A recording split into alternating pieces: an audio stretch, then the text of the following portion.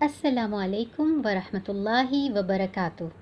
پیارے بچوں، آپ سب کو سیرہ کہانی میرے رہبر میں خوش آمدید۔ مجھے امید ہے کہ آپ سب کو سیرہ کہانی کے واقعات سن کر بہت اچھا لگ رہا ہوگا۔ آخر یہ ہمارے پیارے نبی صلی اللہ علیہ وآلہ وسلم کے زندگی کے واقعات ہیں۔ نبی صلی اللہ علیہ وآلہ وسلم سے ہمیں سب سے زیادہ محبت کرنی چاہیے، یہاں تک کہ اپنے امی ابو سے بھی زیادہ۔ بچوں، آپ نے دیکھا کس طرح عمیر جو نبی صلی اللہ علیہ وآلہ وسلم کے قتل کے ارادے سے آئے تھے، آپ صلی اللہ علیہ وآلہ وسلم پر ایمان لے آئے۔ اللہ تعالیٰ اپنے دین اور دین پر چلنے والوں کی ایسے ہی مدد کرتے ہیں۔ اب پیارے نبی صلی اللہ علیہ وآلہ وسلم کو بنو قینقاع کے ساتھ نبٹنا تھا۔ نبی صلی اللہ علیہ وآلہ وسلم اور ان کے ساتھی بنو قینقاع کے محلے میں پہنچ گئے۔ بنو قینقاع نے دیکھا کہ محمد صلی اللہ علیہ وآلہ وسلم تلواریں اور ہتھیار لے کر آئے ہیں، تو وہ سب کے سب ڈر گئے اور دروازے بند کر کے گھروں میں چھپ گئے۔ پیارے نبی صلی اللہ علیہ وآلہ وسلم نے 15 دن تک ان کے نکلنے کا انتظار کیا۔ ادھر یہودی 15 دن گھر کے اندر ہی رہ رہ کر پریشان ہو گئے اور ان کے پاس کھانے پینے کا سامان بھی ختم ہونے لگا، تو انہوں نے دروازے کھول دیے اور اپنے آپ کو مسلمانوں کے حوالے کر دیا۔ مسلمانوں نے ان یہودیوں کو باندھ لیا۔ پیارے نبی صلی اللہ علیہ وآلہ وسلم نے اب یہ فیصلہ کرنا تھا کہ ان یہودیوں کے ساتھ کیا کیا جائے۔ عبداللہ بن ابی کو تو آپ جانتے ہی ہیں کہ وہ ایک منافق تھا۔ اس نے نبی صلی اللہ علیہ وآلہ وسلم سے کہا کہ آپ ان پر سختی نہ کریں، تو نبی صلی اللہ علیہ وآلہ وسلم نے یہود کو چھوڑ دیا، مگر ساتھ ہی یہ بھی کہا کہ وہ مدینہ سے نکل جائیں۔ یہ یہود شام کی طرف چلے گئے اور تھوڑے ہی دنوں بعد ان میں سے زیادہ تر لوگ مر گئے۔ ان کا سارا مال مسلمانوں کے قبضے میں آ گیا اور یہودیوں نے دیکھ لیا کہ بہادر کون ہے۔ ادھر مکہ میں ابو سفیان نے قسم کھا لی کہ میں تب تک سر نہ دھوؤں گا جب تک میں محمد صلی اللہ علیہ وآلہ وسلم سے جنگ نہ لڑ لوں۔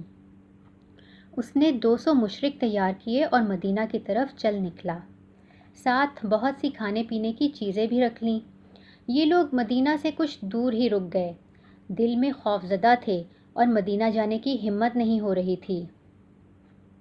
رات کے وقت ابو سفیان اکیلا ہی چھپ چھپ کر مدینہ کے اندر گیا۔ پہلے ایک یہودی کا دروازہ کھٹکھٹایا۔ وہ یہودی مسلمانوں سے بہت ڈرتا تھا، اس نے دروازہ ہی نہیں کھولا۔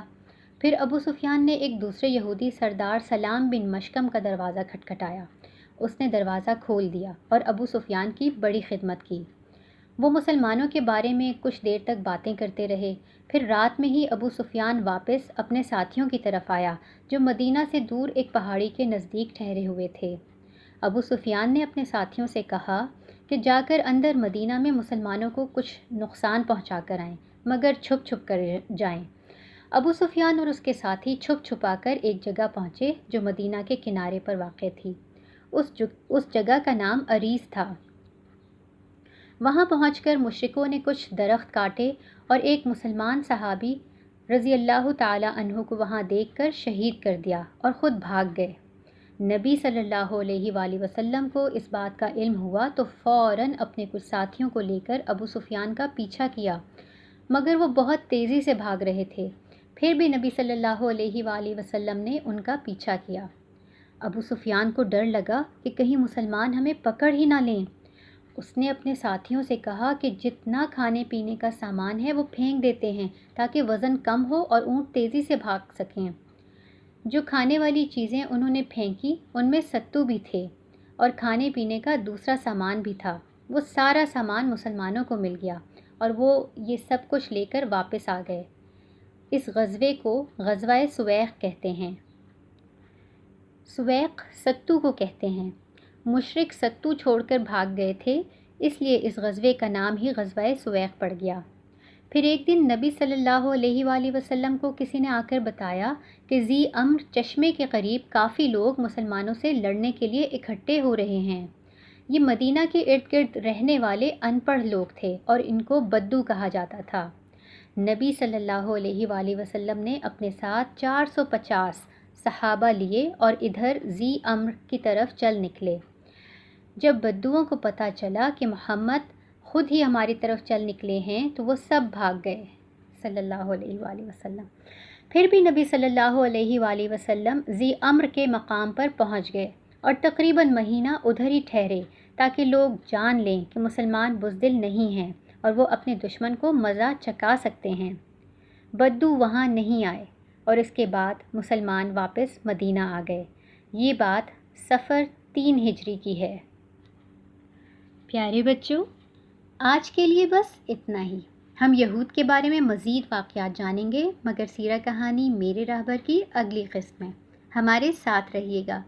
اپنا اور اپنے گھر والوں کا خیال رکھیں۔ فی امان اللہ۔ السلام علیکم ورحمۃ اللہ وبرکاتہ۔